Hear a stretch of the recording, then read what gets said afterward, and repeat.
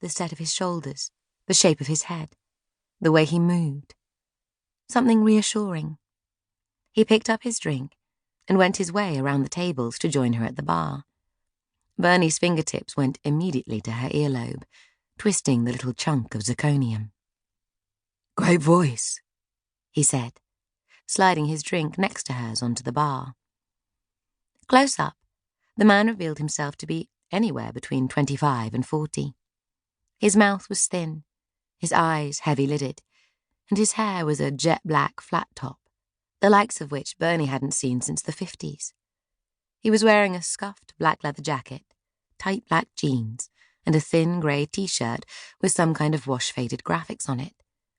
He had a faded cobweb tattoo across his neck, a skull and crossbones ring on his middle finger, a flashy buckle in his belt, and a missing tooth that Bernie didn't notice until he smiled at her and said, "How long have you been singing, then?"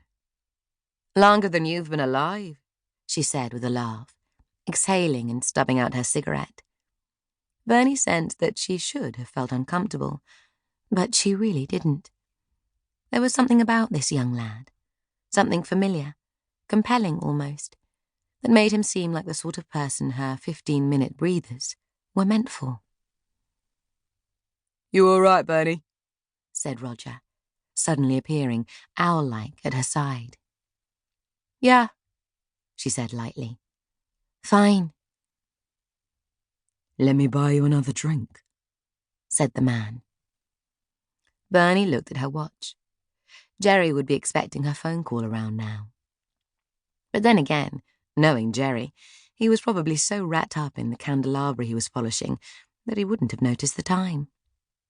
"Yeah," she said. "Why not?" "I'll have a gin and lemon, please." She eyed up the man's profile as he waited for Roger to serve him. His cheeks were slightly pockmarked, and Bernie suddenly saw him as the spotty, awkward adolescent he'd once been. The black leather and the tattoo and the dyed hair were just a costume. He was no hard man, she thought. Just a little boy. Like her boys, like all boys. Bernie felt the familiar maternal throb in her chest. "Saw you here last week," she said, accepting her drink. "All on your own then, too, you were. What's the matter with you? Got no mates?" The man laughed and offered Bernie a cigarette.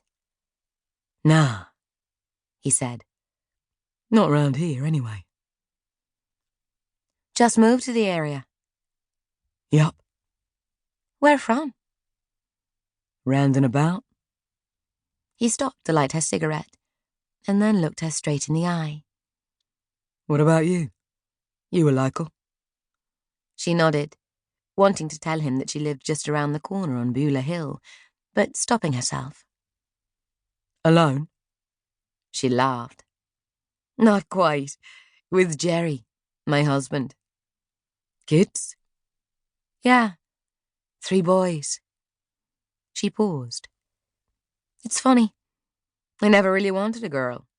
I always felt more comfortable around men." He nodded. "What sort of age are they then, your boys?" "Well," she began. "Tony's the eldest. He's 34. Sean's the middle. He's just turned 30. And then there's Ned, the baby. He's... what is he? 26? 27? What year is it?" 2001.